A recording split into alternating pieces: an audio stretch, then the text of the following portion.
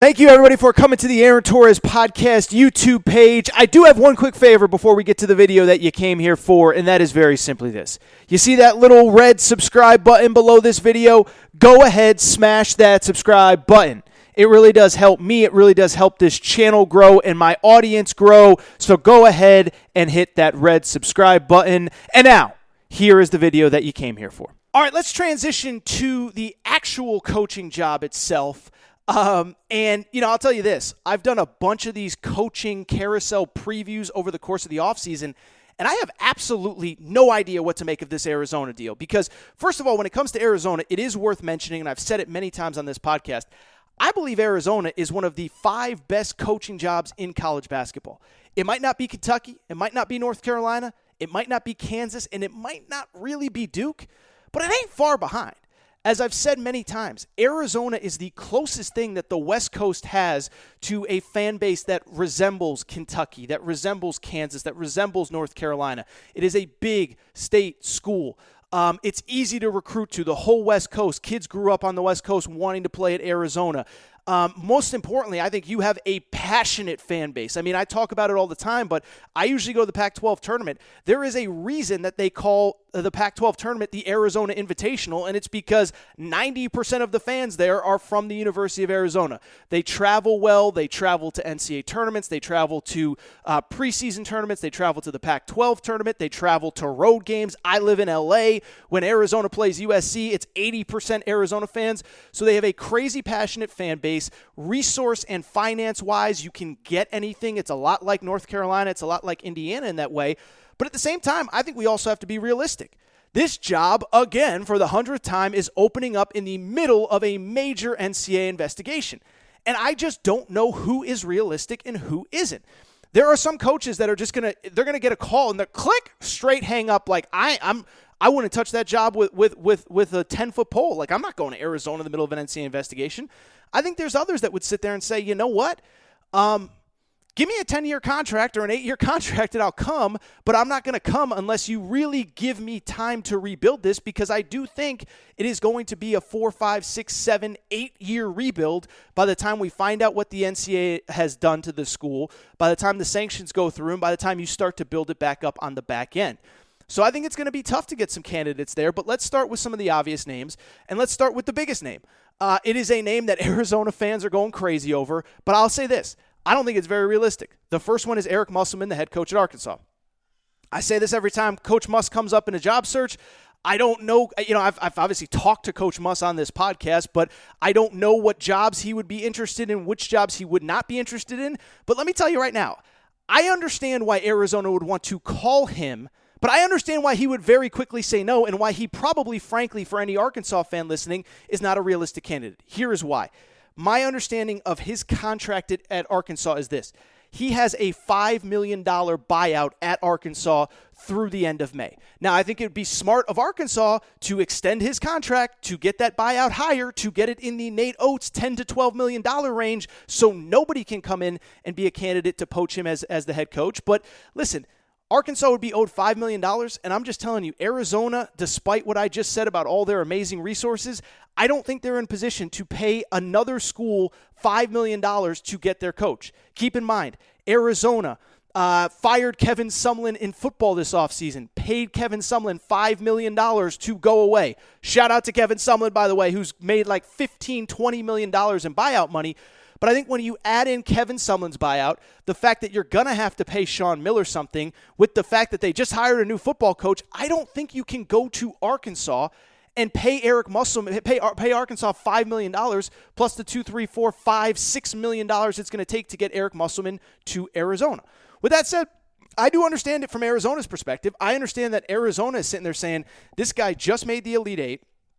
He has deep, deep West Coast ties. He was obviously at Nevada just a few short years ago. On top of that, he coached in the NBA. with the Sacramento Kings and the Golden State Warriors. He loves the West Coast. He spent most of his adult life on the West Coast. And on top of that, the guy is an incredible program rebuilder. And if there's one guy that I believe could probably keep Arizona competitive through this weird transition NCAA investigation, it's probably Eric Musselman, because nobody has done a better job using the transfer portal. We're going to talk transfers in a second. They got another one on Wednesday afternoon. No one has used the transfer portal better. So, yes, Eric Musselman is a very logical first call, but I don't think realistically Arizona can afford to get him. The second call I would make is a guy that I've talked about a ton this offseason, and that's John Beilein. And to be abundantly clear, let's just put the record out there, because as much as I talk about Musselman, I feel like I talk about John Beilein even more. Love John Beilein, never met him. I don't work for his family. I'm not his PR firm, because I feel like every time a coaching job comes up, I'm hyping up John Beilein. But you got to remember, there's only, as best I can think of, one coach on the market that has multiple Final Fours to his name that is not currently coaching, and it's John Beilein. You know, within kind of the age range that you would hire a coach. Now, of course, you know, Jim Calhoun has multiple Final Fours, but he's like 75. So, like, of the coaches that are not coaching, like John Beilein's the only one that doesn't have, that isn't coaching right now. On top of that, here is why John Beilein is actually a unique candidate for Arizona. It's because of the fact that he is widely considered to be the quote-unquote cleanest coach in college basketball. And what do I mean by that? We all know, we just talked about with Sean Miller, there's some stuff that goes on behind the scenes that some schools probably aren't very proud of. But when you talk about coaches that quote-unquote do it the right way, John Beilein has an incredible, sterling reputation for doing it the right way, for not breaking NCAA rules. CBS Sports, I remember a few years ago, polled coaches and said, give us the one coach who you know for a fact, you feel 100% confident that is not cheating. John Beilein was the number one answer. I've read stories where, you know, during the summer, you only get, 4 or 5 hours a week to work guys out or have them in the gym. And if John Beilein goes over on a Tuesday by 1 minute, he won't let them into the gym the next day until, 1 minute has passed on the clock and it's 1:01 or 2:01 or 3:01 or whatever time you're planning on having them in the gym. And so I do think, one, the guy's a huge winner. Two, on top of that, coming off this Sean Miller mess, he has a sterling reputation. I think the big problem with John Beilein, though, realistically, is he's 68 years old. And this isn't like Indiana, where I felt like Indiana, you get the right coach, you can win next year because the whole roster is coming back off a team that should have made the NCAA tournament. This Arizona rebuild is going to be a 5, 6, 7-year deal. And I don't know that John Beilein at 68 years old is the right guy for this particular job, given that it's going to be another probably year before we know what happens with the investigation. And then from there, what do you do? So it's interesting to think about John Beilein. I don't know how realistic he is.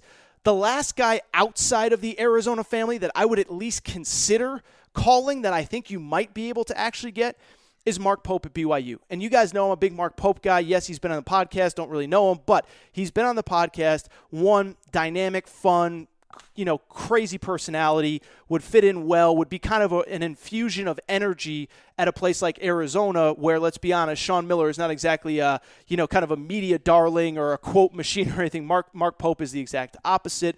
Two, I think he showed himself well. Year one at BYU last year, they were in the top 25 for a good chunk of the season.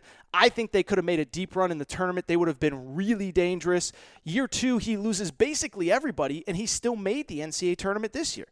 I would say on top of that, he's 48 years old, which, by the way, makes me feel a little bit old because I remember him in college. But, he's 48 years old, so he is a guy that realistically can probably get you through the next 4 or 5 years and get you out on the back end. I just wonder, from Mark Pope's perspective, he's got a good gig at BYU. They're going to be the second best team in that conference as long as he's there. They'll probably make the NCAA tournament every year as long as he's there.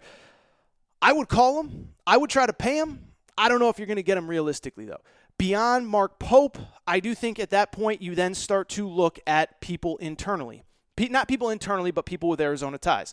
First name, obvious name, our boy Josh Pastner, the Shield. Because you look at Josh Pastner, he for people who don't know, he has the deepest of all ties at Arizona. He's basically Lute Olson's grandson. He's not really, but he started as a student manager at Arizona, became an assistant coach, basically bleeds red and blue. I like Josh Pastner. He spent most of his career at Arizona. It makes sense. I'm just not sold that a guy that in year 5, it took him till year 5 to get Georgia Tech to the NCAA tournament. And by the way, Getting Georgia Tech to the NCAA tournament is a big deal. I'm not underselling that. But as the face of one of the best programs in college basketball, I like Josh Pastner. I'll say this. I think it'd be good for this podcast if Josh Pastner becomes the head coach at Arizona. I'm just a little, he's basically been a high major coach if you include Memphis, which is one of the best non-Power 6 jobs in America. He's been a high major coach for about 11, 12 years now. I think 12 years. He got hired the same year that Sean Miller did at Memphis. He's made 3 NCAA tournaments. I think he's won 2 NCAA tournament games. That doesn't feel like an Arizona coach to me.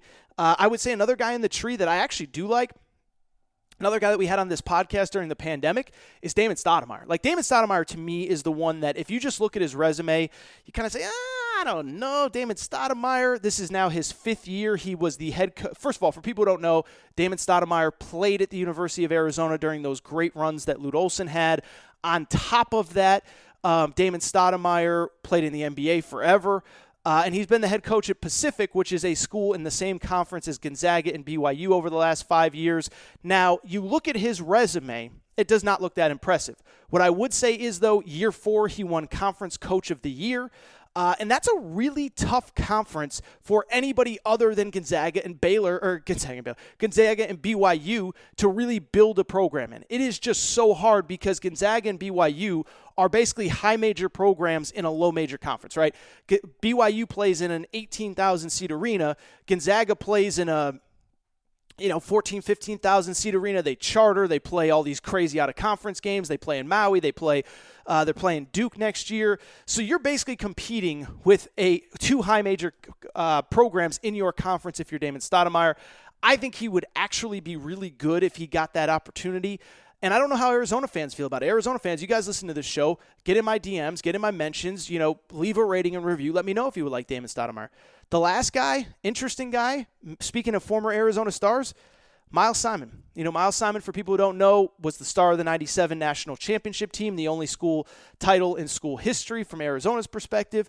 But on top of that, he's had some time in college basketball. He was an assistant under Lute Olson for a few years, worked at ESPN for a few years, and now he works with the Lakers. My only concern with Miles Simon, he's kind of done some AAU stuff. He's coached at the NBA. I'm just very nervous about bringing a guy down from the NBA that hasn't really been around college basketball and in the middle of the rebuild that Arizona is going to have to go through. I think it's one thing if you're Indiana, if it's Mike Woodson, my boy Mike Woodson, who I'm in love with all of a sudden. But it's one thing if it's Mike Woodson, and it's kind of one of those deals where, you can retain most of the team. There's no NCAA investigation. You bring in all of the former assistant coaches. Like, that is salvageable for Mike Woodson. I do worry a little bit about it from Miles Simon's perspective because of the fact that, he hasn't been around college basketball, and this is going to be a major, major, major rebuild. So those are the candidates at Arizona, and obviously it goes without saying, we'll keep you updated. If I was being realistic, I would say outside of the family, I think Mark Pope is the most obvious name. I think inside the family, I think Josh Pastner is going to fight to get that job. I would go after Damon Stoudemire personally. I think he's a really sharp guy. But again, we will wait and see with that, and I'll keep you updated as things go